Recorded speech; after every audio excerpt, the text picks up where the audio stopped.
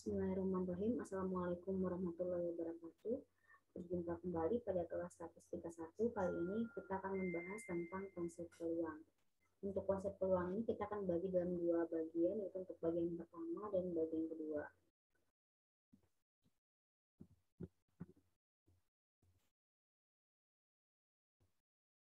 Adapun capaian pembelajaran yang akan kita inginkan untuk mata kuliah ini adalah yang pertama adalah mahasiswa diharapkan dapat menjelaskan tentang definisi dari percobaan, kejadian, dan hasil atau ruang sampel. Kemudian yang kedua adalah mahasiswa dapat mengidentifikasi pendekatan peluang yang digunakan, apakah nanti sifatnya adalah pendekatan empiris, klasik, atau subjektif. Kemudian yang ketiga ini adalah mahasiswa dapat menghitung peluang dengan menggunakan aturan penjumlahan. Kemudian yang keempat adalah menentukan peluang gabungan. Yang kelima adalah menghitung peluang menggunakan aturan perkalian. Kemudian yang keenam adalah menentukan peluang bersyarat. Kemudian yang ketujuh menghitung peluang penggunaan tabel dengan menggunakan tabel kontingensi. Kemudian berikutnya yang ke-8 menghitung peluang dengan peluang bias. Kemudian yang ke-9 adalah ini aturan untuk pencacahan, yaitu apakah menggunakan nanti aturan penempatan, permutasi ataupun kombinasi. Langsung saja untuk yang pertama adalah sebelum kita masuk ke intinya, ada beberapa istilah yang digunakan dalam peluang. Yang pertama adalah istilah peluang itu sendiri, yaitu probability. Kemudian ada eksperimen itu percobaan. Kemudian outcome itu hasil ruang sampel. Kemudian event itu kejadian. Nah, jadi peluang itu adalah peluang merupakan suatu nilai di antara 0 dan 1. Jadi peluang itu hanya antara 0 dan 1, yaitu minimalnya 0 dan maksimal adalah 1, yang mendeskripsikan kemungkinan dari suatu kejadian. Nah, kemudian percobaan. Percobaan adalah suatu proses yang mengarah pada terjadinya satu atau lebih dari satu atau hanya satu dari beberapa kemungkinan pengamatan. Nah, kemudian outcome ini adalah hasil yang mungkin dari suatu percobaan. Kemudian kejadian atau event adalah koleksi satu atau lebih hasil eksperimen. Nah, ini dengan kata lain adalah himpunan bagian dari ruang sampel. Ini saya berikan ilustrasi. Nah, jadi contohnya misalkan percobaannya adalah melempar dadu. Ini adalah percobaannya. Nah, kemudian hasil yang mungkin yaitu yang pertama mungkin muncul angka 1, mungkin muncul dadu dengan jumlah 1, kemudian 2, 3, 4, 5, dan 6. Pada metode dadu yang hanya maksimal ada 6. Nah, kemudian beberapa kejadian yang mungkin adalah ini adalah jumlah mata dadu genap yang muncul atau jumlah mata dadu ganjil yang muncul gitu ya. Apakah lebih dari 4 atau kurang dari 3 dan sebagainya. Ini adalah ilustrasi untuk peluang, untuk percobaan, outcome, dan kejadian. Nah, berikutnya tadi kita singgung di atas, yaitu tentang pendekatan untuk peluang. Nah, di sini ada 3 pendekatan, yaitu pendekatan klasik, kemudian empiris, dan berikutnya adalah subjektif. Nah, untuk yang klasik ini, pendekatan klasik ini mengasumsikan bahwa sebuah peristiwa mempunyai kesempatan untuk terjadi yang sama. Nah, istilahnya itu equal likely. Nah, probabilitas suatu peristiwa kemudian dinyatakan sebagai rasio antara jumlah kemungkinan hasil dengan total kemungkinan hasil, atau rasio peristiwa terhadap hasil. Nah, kalau dibuat rumusnya adalah maka peluangnya itu merupakan jumlah kemungkinan hasil gitu ya, dibagi dengan jumlah total kemungkinan hasil. Ini adalah untuk peluang klasik. Nah, kemudian contoh lainnya untuk yang klasik ini, misalkan percobaannya itu eksperimennya adalah kegiatan melempar uang. Nah, maka hasilnya atau outcome-nya itu dia muncul gambar atau muncul angka gitu. Nah, misalkan kalau nanti peluang munculnya gambar, maka ada 1/2 karena total jumlah observasinya adalah 2. Misalkan berikutnya adalah kegiatan perdagangan saham. Saham itu ada kegiatan menjual dan membeli saham. Maka nanti kalau peluang kita membeli saham atau membeli saham, maka ada 1/2 juga. Nah, misalkan perubahan harga itu juga ada dua, adalah inflasi dan deflasi misalkan. Nah, untuk misalkan peluang terjadinya deflasi berarti maka 1/2. Kemudian hasil dari mahasiswa kalau misalnya belajar yang pertama misalkan mahasiswa ujian misalkan ya, jadi yang pertama hasilnya adalah lulus memuaskan gitu, lulus sangat memuaskan, lulus terpuji atau benar dan sebagainya. Jadi kalau seandainya ditanya peluang mahasiswa tersebut lulus terpuji, maka nanti adalah 1/3. Nah, berikutnya adalah peluang dari empiris. Nah, peluang empiris ini merupakan probabilitas atau peluang suatu kejadian yang tidak dianggap sama. Jadi tergantung dari beberapa banyak suatu kejadian atau terjadi sebenarnya berdasarkan pengamatan yang dilakukan. Nah, kalau dibuat rumusnya adalah, maka rumusnya adalah jumlah peristiwa yang terjadi, ini event yang terjadi dibagi dengan total percobaannya dari observasinya. Nah, ini adalah contoh dari kasus untuk peluang gitu ya. Jadi di sini dicontohkan bahwa pada tanggal 1 Februari 2003 pesawat ulang-alik Columbia meledak. Nah, ini adalah bencana kedua dalam 113 misi luar angkasa yang dilakukan oleh NASA. Nah, atas dasar informasi ini, kita diminta untuk menentukan berapa peluang bahwa misi di masa depan berhasil diselesaikan. Nah, di sini kita bisa membuat permisalan gitu ya. Misalkan A itu adalah misi masa depan itu berhasil. Nah, P itu adalah semua dari peluang. Nah, kemudian maka bisa dibuat PA-nya adalah peluang dari successfulnya misi penerbangan itu berhasil adalah jumlah dari yang berhasil dibagi dengan total penerbangan. Totalnya berarti 113. Nah, di sini 111 karena dua percobaan sebelumnya sudah dilakukan, maka sisanya tinggal 113 kurang 2 adalah 111/113, jadi 0,98. Nah, jika teman-teman melakukan perhitungan peluang kemudian menemukan nilainya itu lebih dari 1, maka kemungkinan masih ada kesalahan perhitungan di teman-teman, karena peluang itu tidak mungkin lebih dari 1. Nah, berikutnya adalah yang terakhir adalah probability untuk subjektif gitu ya. Ini probability ini merupakan suatu peluang gitu ya, yang didasarkan pada kejadian pada penilaian pribadi yang dinyatakan dalam suatu derajat kepercayaan atau subjektivitas. Jadi ini terutama dari subjektivitas seseorang. Misalkan untuk ini ada statement dari rektor gitu ya, subjektivitasnya gitu. Misalkan rektor UTS, maka penerimaan mahasiswa baru ke tahun 2021 mungkin akan meningkat 50% karena akan ada prodi pertambangan atau ada prodi kedokteran dan sebagainya. Jadi ini adalah salah satu contoh untuk peluang subjektif. Nah, jadi keterbagiannya itu ada pendekatan peluang itu ada objektif dan subjektif. Nah, objektifnya itu ada klasik sama empiris.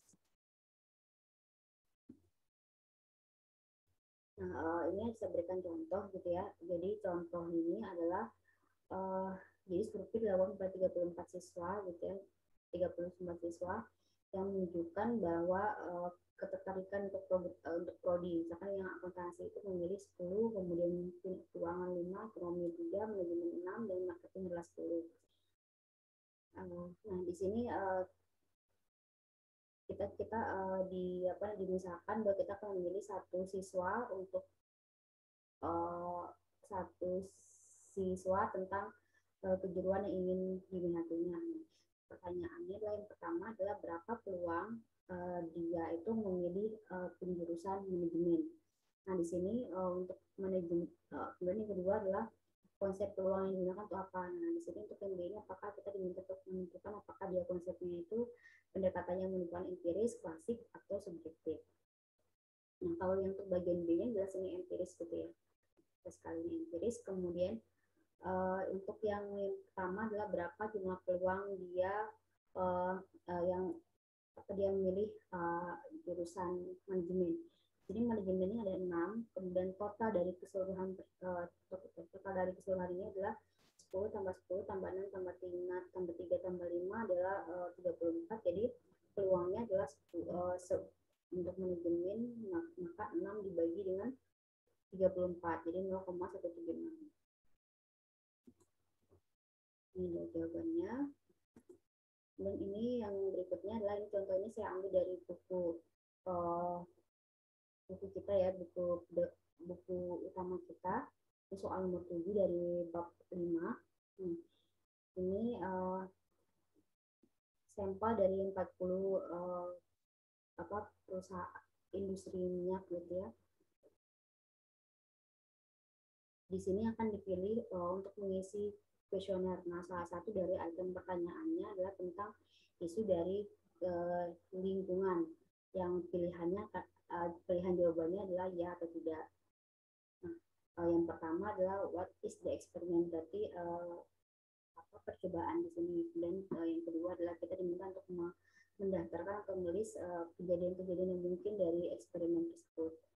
Nah, kemudian yang ketiga adalah 10 dari 40 responden menjawab ya gitu ya. Sehingga setidaknya berapa peluang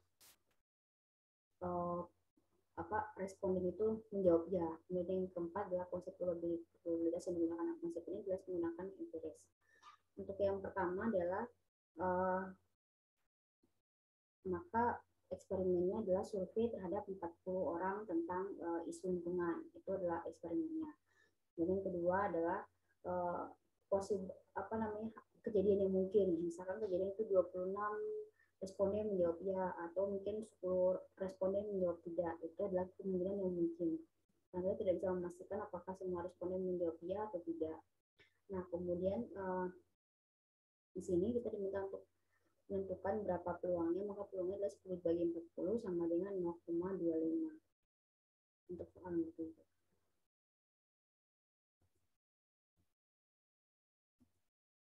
Nah, kemudian ada beberapa aturan yang digunakan untuk menghitung peluang. Itu yang pertama adalah ada aturan penjumlahan, rules of addition gitu ya. Kemudian yang kedua adalah aturan dari perkalian. Ini adalah untuk aturan penjumlahan dulu. Jadi untuk aturan penjumlahan itu, kalau teman-teman sering lihat istilah mutually eksklusif, ini peristiwa saling lepas, istilahnya itu saling lepas.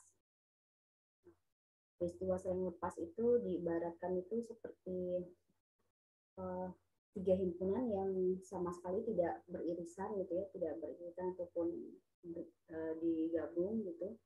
Itu adalah ilustrasi dari saling lepas. Nah, untuk bagian ini rumusnya adalah untuk peluang P A atau B. Di sini juga ada juga yang membuat tandanya adalah gabungan union sama dengan PA plus PB. Nah, kalau seandainya ada tiga event di sini gitu ya, maka nanti PA atau B atau P atau C adalah maka PA plus PB plus C. Nah, di sini diberikan contoh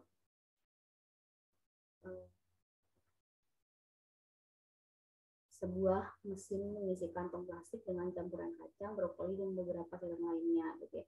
Sebagian besar tas mengandung berat yang sesuai, tapi karena variasi dalam ukuran dari kacang dan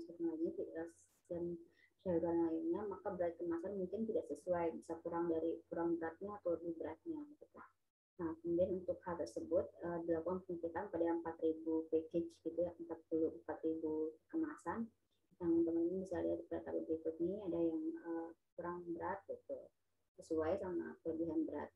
Total respondennya, total sampelnya adalah 4.000 sampel. Nah, ini kalau dijumlahkan ada peluangnya adalah 1.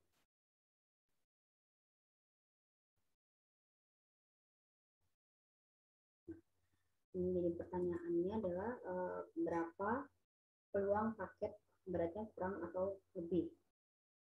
Nah, di sini kita misalkan saja gitu, untuk yang A itu kita misalkan adalah event atau kejadian yang kurang beratnya. Kalau C berarti yang lebih beratnya, overweight. Jadi ini yang A-nya itu underweight, kemudian yang C-nya itu overweight. Nah, sehingga peluang kurang atau lebihnya maka PA or C atau union C sama dengan PA plus PB sama dengan 0,225. Tadi di sini teman-teman bisa lihat di sini 0,25 ditambah 0,025 tambah 0,075. Di sini ini adalah 0,1. Nah, ini adalah untuk peluang dari paket yang beratnya atau packaging yang beratnya kurang atau lebih. Nah, ini adalah ilustrasi dari yang istilahnya itu mutually exclusive. Jadi yang saling lepas. Peristiwa saling lepas adalah seperti ini. Nah, berikutnya adalah komplementur. Ini komplement ini kalau dalam hitungan itu biasanya tulis negasi A seperti ini, atau bisa juga ditulis A pangkat C gitu, itu A komplement gitu. Nah, jadi kalau saling komplement untuk aturannya, berarti kalau peluang A adalah 1 min komplement dari A-nya, atau negasi dari A-nya. Nah, kalau diilustrasikan, misalkan peluang A-nya adalah seperti ini, maka di luarnya ini adalah tetapi masih dalam ruang sampel gitu ya, maka ini disebut negasi A-nya atau komplement A-nya. Nah, berikutnya adalah aturan umum dari aturan penjemahan ini gitu ya. Nah, ini dikenal dengan istilah joint probability. Jadi peristiwa atau kejadian bersama. Nah, di sini rumusnya adalah P A atau B atau gabung B sama PA plus PB dikurang PA iris B, PANB.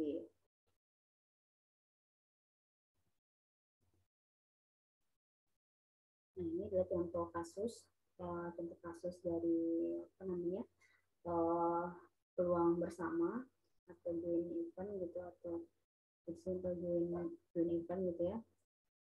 Ini adalah suatu studi gitu ya pada perusahaan periklanan gitu ya, dari 200 perusahaan periklanan gitu ya, tentang pendapatan setelah diberikan pajak.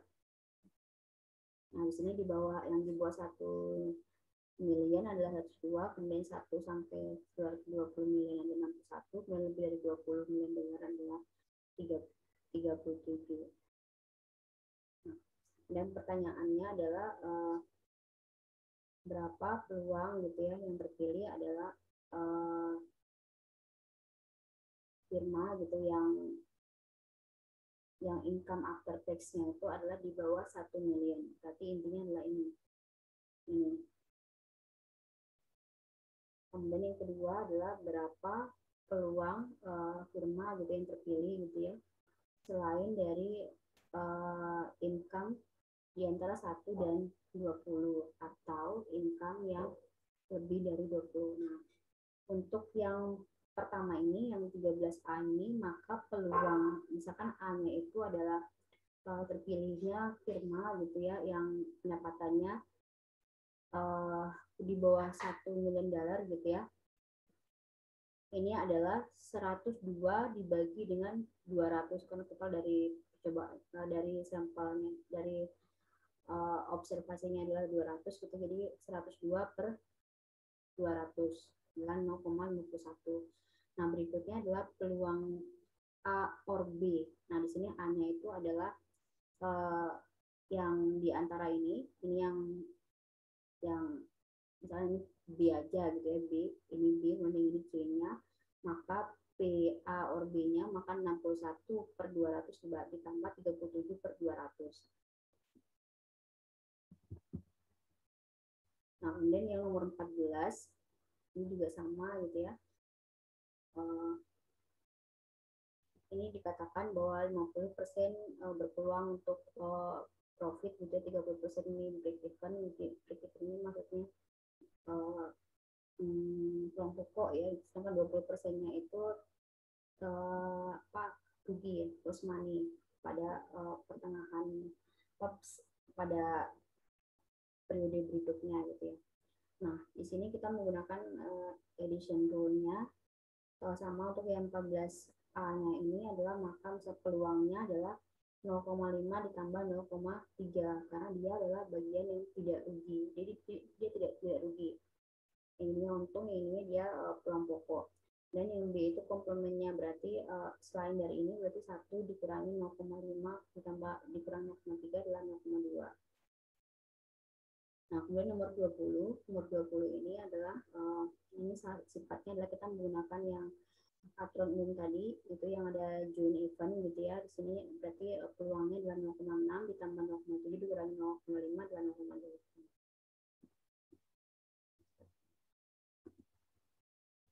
Nah, berikutnya adalah aturan perkalian. Untuk aturan perkalian ini, untuk yang pertama adalah kita menggunakan yang unconditional probability, selain probabilitas tidak bersyarat, gitu ya, peluang tidak bersyarat, yaitu jadi peristiwa independen. Di sini dikatakan bahwa terjadinya peristiwa tidak mempengaruhi peluang kejadian lainnya. Nah, rumus kejadian untuk A dan B-nya itu yang saling lepas, yang independen itu yang bebas adalah PA dikali PB. Nah, kalau seandainya ada tiga kejadian, maka PA dan B dan C adalah PA kali PB dan P kali PC. Nah, ini untuk yang independen. Nah, kalau seandainya ini yang conditional probability, berarti dengan syarat gitu ya, dengan syarat gitu, maka artinya itu kemunculan sebuah kejadian tergantung dari kejadian lain yang telah muncul sebelumnya. Nah, istilahnya itu PB/A seperti ini. Ini rumusnya adalah PA dan B dibagi dengan PA. Di sini PA dan B sama PA dikali dengan PB/A. Nah, ini PB/A ini baca probabilitas terjadinya peristiwa B dengan syarat peristiwa A terjadi terlebih dahulu. Ini adalah dibacanya seperti itu. Nah, contohnya seperti ini.